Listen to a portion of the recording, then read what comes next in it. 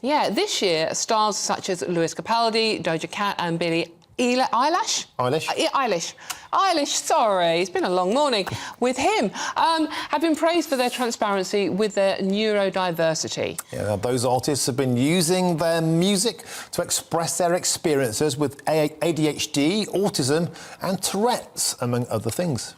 Now, with us now to talk about this story is Creative Industries Liaison at the London College of Contemporary Music, JD Donovan.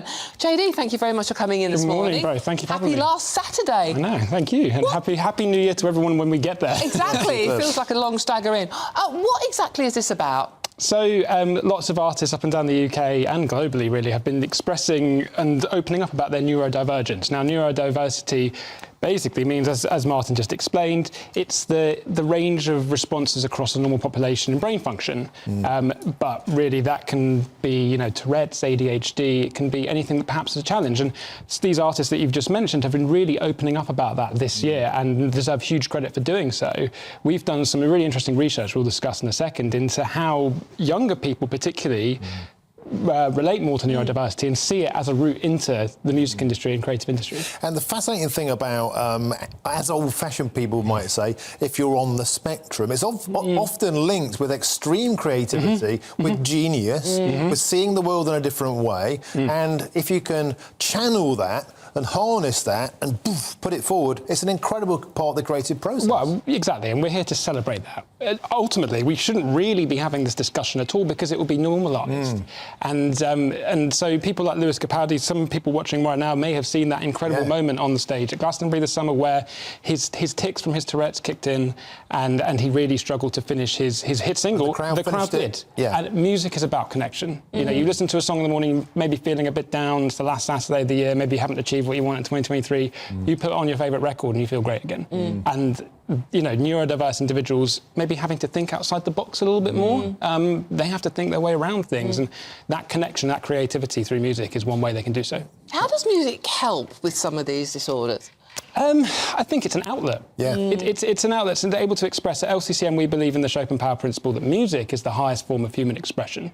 You know, you're creative, you're making music, you're writing lyrics, you're expressing how you actually feel, and, you know, it really is quite a skill, but also a real outlet to express maybe struggles you're facing. But no doubt if you go back through the annals of musical history, right back to the Handels and the Bachs, I mean, this incredible mindset to be able to see things almost like as a grid and see patterns and analyse it, that in itself, having a brain that's so obsessed with macro detail is a gift. It is, and I was actually thinking just when I was waiting to come on about Mozart. You know, some people may have seen the Amadeus film about him, and he's a bit, you know, he's pretty all over the shop, but it's his creativity expression. Now, these days, perhaps we're all a little bit more open to society about that. We're more welcoming, and we're seeing, as I say, young people seeing that. But in the 1700s, perhaps Mozart was not accepted for who he was, and that's why he had a reasonably tragic life. But it's been going on for centuries, and it's great to see that now becoming more normalised and people celebrating those artists. And especially such big artists as well, being so open about their own personal struggles.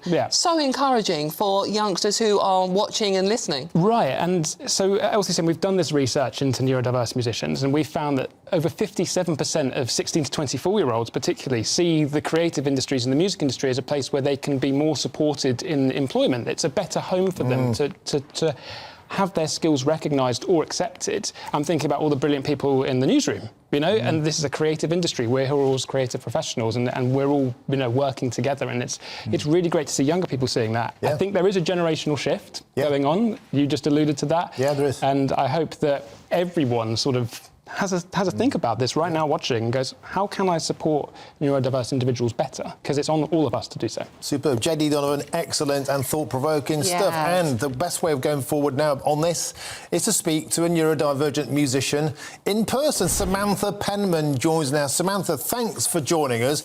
So tell us a bit about your music and your neurodiversity and how they come together. So my neurodiversity is that I've got Tourette's syndrome, and for me personally, I find that music is a way of keeping my brain focused. My tics happen much less when I'm really focused. So singing and playing piano, playing guitar, you can see my instruments behind me. They're all a great way of focusing my brain and stopping my tics from being too intense and too dramatic. I'm quite fortunate that my Tourette's has got a little bit better as I've gotten older, but I still find that music is a consistent outlet and thing that will always calm me down. Samantha, how did you discover that music actually helped cope with your condition? So I've been playing music since I was 5 years old, but I was only diagnosed with Tourette's when I was 16. It was really late onset, sort of after a stressful period. And I found that I would always feel calmer playing. And then I think somebody said to me, like, how do you stop your tics when you're playing music? And I was like, oh, it just doesn't happen when I'm playing instruments and when I'm singing and stuff. And I found that if I get like a tic attack, if I just sing or if I tap rhythms, if I listen to music, it will always help to calm me down. And how does it help you having some of the biggest names in the musical world now coming out and talking about their own struggles and how music has also helped them? Yeah, it's brilliant. I think when I was first diagnosed, I was quite worried about how it would affect me. And I think my mum found a video of Billie Eilish ticking, and she's saying, look, this is a person like you who's really successful in the industry. And it really made me think that music would be the perfect career choice for me, because I knew that it would always be an industry that would welcome me. And Samantha, when you talk, it's music your full-time career now? Yeah, pretty much. So I release music under the name Retro Firefly, and I'm currently trying to get more stuff done, get more gigs done locally. I've done some local festivals over the summer, but I'm also studying at LCCM, and that takes up quite a bit of my time. But I'm hoping throughout my time there, I'll be able to improve as a musician, and that will hopefully help me with my career in the future. And Samantha, how can people find out about your music? Is there a website, or do you have a social media account they can find out more about you? Yeah, so I'm Retro Firefly on all social media. It's quite easy to find. It's normally retro_firefly, and my music is on all streaming sites, so you can look me up there.